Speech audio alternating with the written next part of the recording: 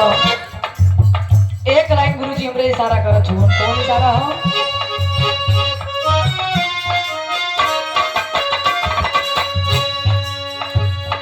कोनो दुल्हन अपने दुल्हा के मनावता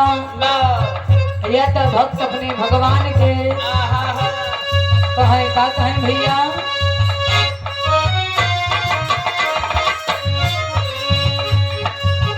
राजा हो तो है कैसे मनाई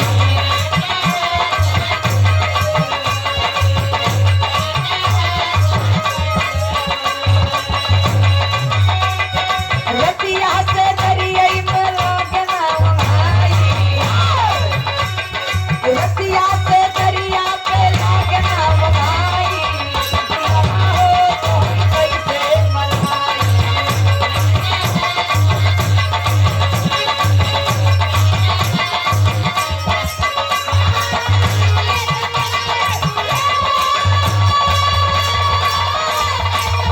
बहुत अच्छे बहुत अच्छे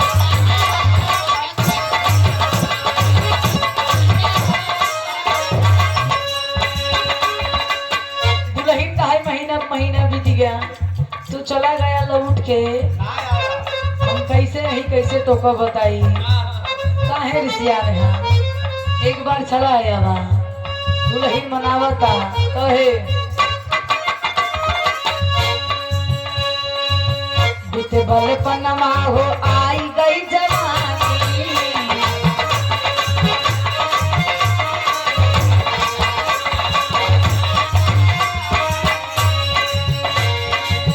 बीते बल पनमा हो आई गई जवानी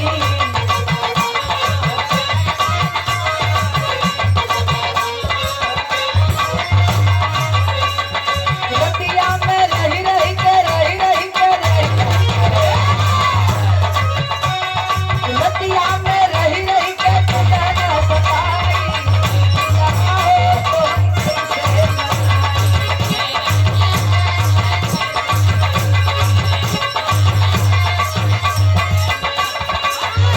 हाँ भैया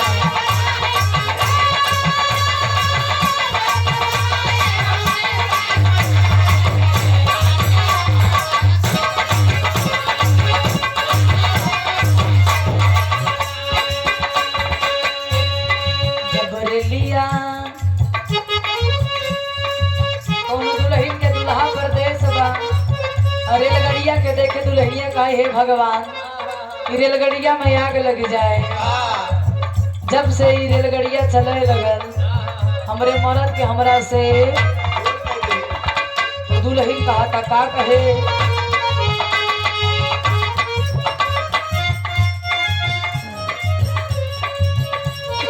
जबरलिया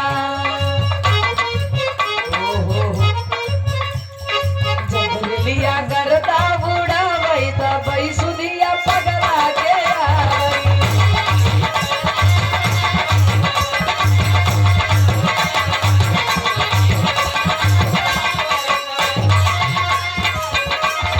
दुल्हन दाई जब रेलगाड़िया के आवाज सुनी जना यही मन करा था अगर हमरे बस के हो एमे डीजल पेट्रोल डाल के माचिस छुआई दे लेकिन हमरे बसई के नहीं बा कहे दुल्हन का चार महीनावा गर्मी के दिनवा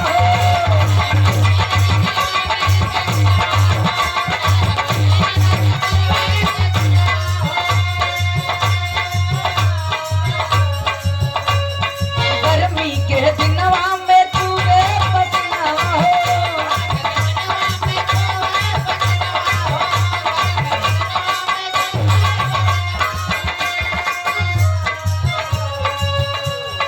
जब केहू बनिया डोलावा जब केहू बनिया डोलावई तब सुनिया पगला के आई ये शानदार 110 रुपया के आशीर्वाद आज के बादशाह दूल्हे राजा के मौसा जी बहुत बहुत पहले की प्रणाम बा आशीर्वाद के प्रतीक्षा बा एक कई मौसा जगतो हुआ बाकी 4 जने के पता ही नहीं बा सब सोता है ना जाए दे कम से कम मौसा का नाम तो जिंदाबाद हाँ हाँ एक मुँह से बियाह करा थे ना, वही जरूरी है बाटे। कहीं से का जो हो सबसे ज्यादा जरूरी बा। मत गावा आवा कहे दुल्हन का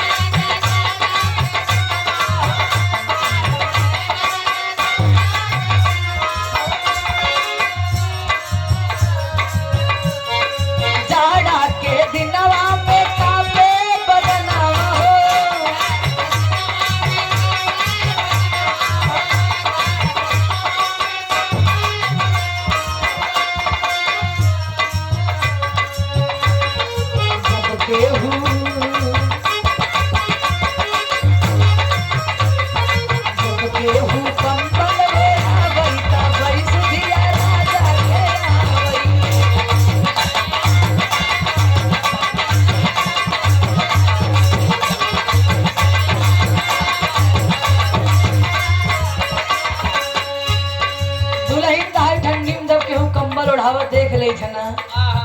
तो जान लग करे जब एकदम कुहू कुहू के रोवत बा कहिया नहीं हां रजाई ओढ़िया बहुत परेशान है इनसे बा हां खाती को रजाई ओढ़ है कि ओढ़े कर जाई हम बोलता हां पूरे भैया को देखो कहां का तो रजाई ओढ़े जाए हां ये वही सकत है लेकिन क्यों उड़े ना है ए भैया एक लाइन और कह दुल्हन का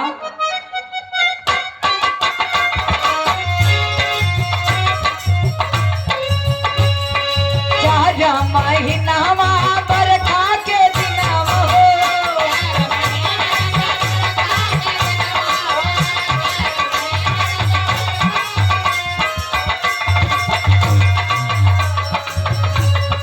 बरखा के दिनावा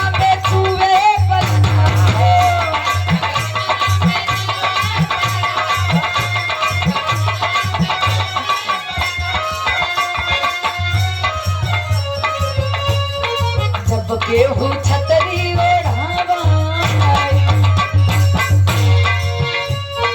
जब केहू छतरी ओढ़ावा का पैसा